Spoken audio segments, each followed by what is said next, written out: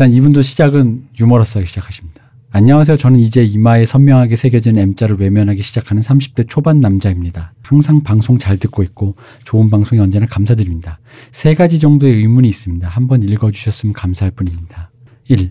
첫 번째 질문이십니다. 저는 작년 여름에 부친을 잃었습니다. 원래 몸이 좋지 않으신 상태였는데 크게 입원하셨다는 소식을 듣고 서둘러 서울에서 고향으로 내려가 모친과 함께 2달 정도 간호했다 했습니다. 기쁘게도 부친은 2달 정도 입원 생활을 마치시고 퇴원하시게 되었습니다. 그런데 3일 후 저녁에 응급실에 다시 가시게 되었고 다음날 세상을 버리셨습니다. 부친은 입원 당시 후두의 문제 때문에 목구멍 부위를 절개하여 호흡을 위한 관을 삽입한 상태였는데 당연히 정상적인 식사가 불가능하여 콧줄을 이용하여 용액으로 식사를 하셔야 하는 상황이었습니다. 응급실에 가서 영문을 알아보니 바로 그 콧줄이 위장에 정상적으로 연결되지 않고 약간 빠진 상태였더랍니다. 식사들은 옳게 위장까지 도달하지 못하고 상당량이 폐로 흘러들어가 버렸고 결국 음식물은 독으로 화하여 급성 폐렴을 불러왔다고 합니다. 부모님을 잃는 것이 저만 겪는 일도 아니며 저만 슬프다고 억지 부릴 수 없는 것을 압니다. 조실부모하신 수많은 분들에 비한다면 30을 넘겨 천붕을 맞이했으니 그래도 운이 좋다는 것도 압니다. 문제는 그 콧줄이 위장에서 비어져 나와 있었다는 사실입니다. 한 해를 넘긴 지금에도 제가 조금만 더 주의했다면 아무리 힘들어하셔도 비스듬히 누워서 식사하시게 하지 말 걸 한 후회가 너무나도 막심합니다. 소용없는 짓인 걸 알면서도 당시 병원 직원분들을 원망해보기도 했고 눈먼 복수심에 잠을 설친 밤도 이미 여럿입니다. 직원분들이 세심하지 못해서 줄을 확실히 확인하지 않았던 게 아닐까? 자신들 잘못이지만 보호자들에게 책임을 넘겼던 것은 아닐까 하는 못난 생각도 많이 했습니다. 이런 생각들을 아직 정리하기가 좀 힘이 드는 게 사실입니다. 제가 아예 손쓰지 못했던 사고도 아니었습니다. 충분히 대비하고 관리할 수 있었던 부분을 놓친 것 같은 죄책감이 너무 큽니다. 지인들에게는 의연한 척 쿨한 척하기 바빠서 이런 이야기를 함부로 못하는 미련한 놈입니다. 한두 마디라도 세 분의 의견을 들어보고 싶습니다. 일단 첫 번째부터 얘기를 하죠. 이건 말이 많은 사람인데 뭐라고 사실은 드릴 말씀이 별로 없기는 해요. 근데 없기는 한데 저는 아버지가 심장 수술 3번을 하셨거든요. 네. 근데 이제 수술 동의서를 쓰러 한 2번 들어갔죠, 제가. 네. 근데 이제 마지막으로 수술 동의서를 쓰러 들어갔을 때 아버지에게 어떤 시술을 해야 되는데 의사가 수술해서 잘 될 확률이 50%라고 얘기를 하는 거예요. 네. 그래서 내가 질문을 역으로 했어요. 이 50%라는 게 100번의 수술이 누적이 돼서 50회가 성공을 했다라는 뜻이냐 아니면 어떻게 될지 모른다는 의미의 50%냐라고 했더니 후자래요. 내가 동의서를 못 쓰겠는 거야. 그래서 아버지한테 갔어요. 아버지한테 말씀드려요, 솔직히. 그랬더니 아버지가 듣자마자 내가 아버지 입장이면 되게 고민하고 말씀하실 줄 알았거든요. 네. 아버지가 듣자마자 한 10초도 안 돼서 해야지 어떡하겠어. 받아들여야지. 아빠 이거 그러지 않으세요? 라고 이거 안 해도 되는 거라고 지금. 아니다 할 거고 어쩔 수 없다. 라고 얘기를 하시더라고요. 전 그때 좀 아버지한테 좀 감탄을 했거든요.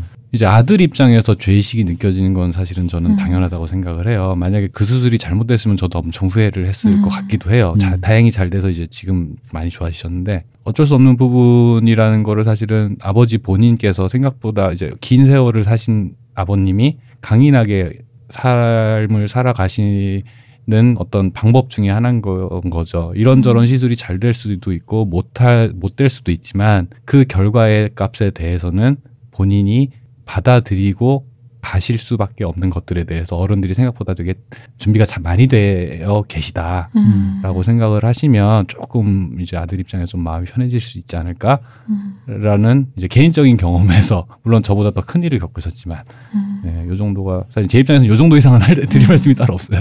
사실 저도 읽고 정말 어떤 말을 해도 이게 참 되게 조심스럽고 어려운 사연이라는 생각이 들었어요. 근데 솔직히 지금 제가 드리는 이 얘기가 어떤 도움이 될지는 모르겠는데 이럴 땐 오히려 내 상태에 대해 객관적으로 설명된 어떤 이론적 그런 것들을 들으면 가끔씩 정말 우연하게도 그게 나한테 위로가 되는 순간이 있거든요. 약간 그런 걸 생각하면서 떠올랐던 게 다 아실 거예요. 아마 정확히는 이 사람이 이런 얘기를 했구나는 모르셔도 이제 퀴블러-로스라는 사람이 죽음 수용의 5단계 이제 이런 걸 제시를 했어요.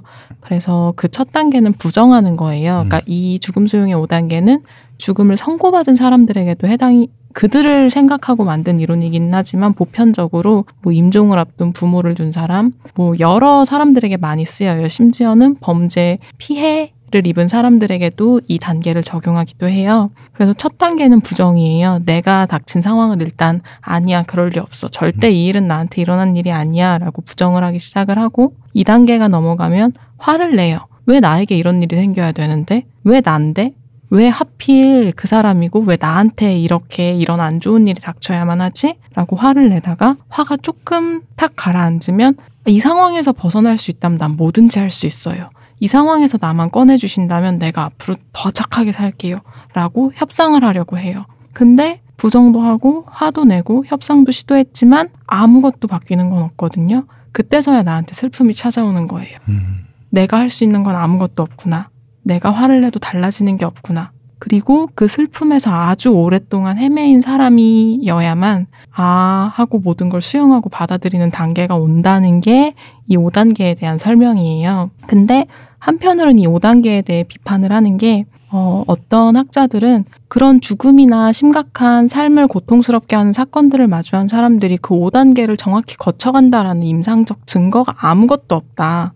그러니까 그게 과연 타당한가? 라는 얘기를 하기도 하는데 이 5단계가 그럼에도 불구하고 계속 회자되고 쓰이는 건 굳이 이 단계를 거쳐가지 않더라도 당신이 어떤 상태를 맞닥뜨렸을 때 맞게 되는 상태에 대한 건 명징하게 5개로 정리될 수 있다고 보거든요.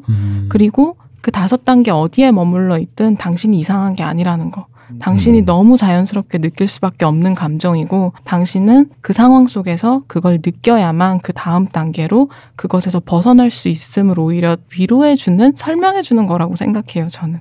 그래서 저는 이분이 느끼시는 뭐 병원 직원들에 대한 분노감, 심지어는 그 자기 자신에 대한 분노나 죄의식마저도 너무 당연하고 그럴 수밖에 없고 그리고 그것들을 온몸으로 느끼셨을 때서야 아마 진짜 내가 잃어버린 것, 나의 아버지, 그 슬픔이 찾아오시지 않을까? 그리고 그 슬픔이 한동안 나를 괴롭히고 고통스럽게 했을 때서야 하고 아버지의 죽음이 어느 순간 깊게 나에게 받아들여지는 순간이 오지 않을까 하는 생각이 들었어요. 근데 이 말마저도 되게 조심스럽네요. 나 눈물 날 뻔했어. 나도 그래.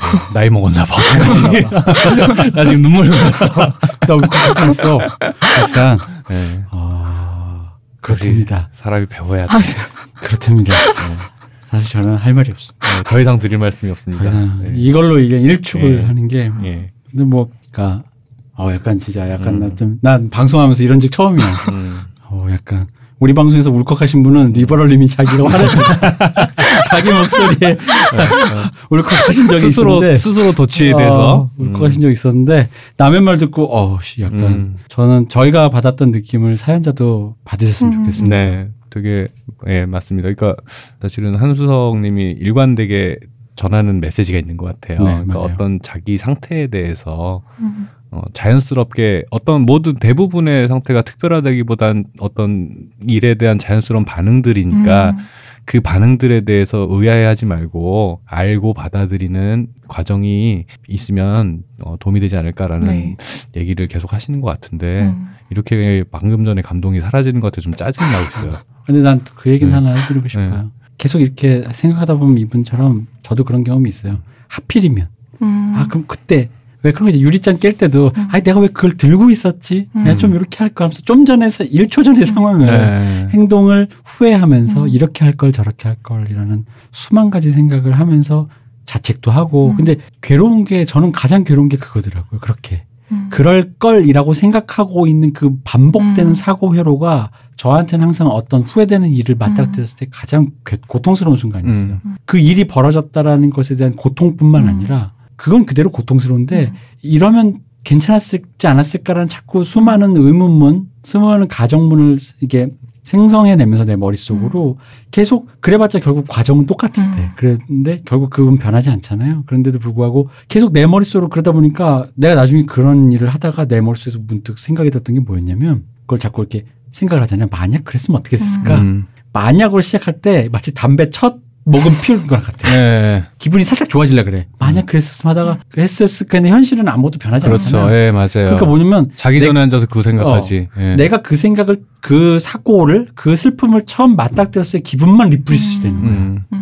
근데 그게 너무 괴로웠어요. 근데 그랬으면 어땠을까라는 그 하필이면이라는 생각을 그 사고가 계속 돌아가는 걸 멈추기가 너무 힘들었어요. 근데 저 요즘 그러고 있는데 자기 전에 침대에 누워서 근데 정말로 너무 많이 해서 너무너무 많이 해서 이젠 할 것조차 없을 때 사라졌어요.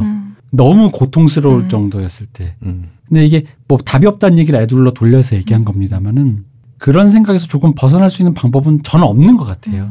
근데 말씀하신 것처럼 결국 그것을 충분히 겪는다면 그 다음이 있긴 있더라. 숨 쉬는 순간이 있더라라는 정도. 예. 뭐 요 정도. 저도 저희 교수님한테 제가 들은 얘기 중에 제일 좋아하는 얘기 중에 하나가 고통이 우리를 다른 곳에 데려다 줄 거라고. 그러니까 기쁨, 좋은 거, 좋은 감정들은 우리를 다음 단계로 넘어가지 못하게 하지만 고통은 다음 단계가 기다리고 있는 순간이라고. 그러니까 고통을 기꺼이 맞이해봐라 온 몸으로. 나 또 울 뻔했어. 고통스럽네요. 그러니까 그 얘기를 들었을 때 아니 내가 괴롭다는데 무슨 다음 거야 라고 생각을 했다가도 좀 고통을 아 그래 겪고 가야 되는 거구나 하고 받아들여지게 했던 말이었던 것 같아요. 개인적으로 저한테는. 아 뭔가 이번 화 자체가 약간 수미상관 구조로 가는 것 같아요. 그 공황장애에서 시작해가지고 그렇지. 네, 여기서 배열이 그렇게 돼 있어. 네. 반야심경에서 시작돼서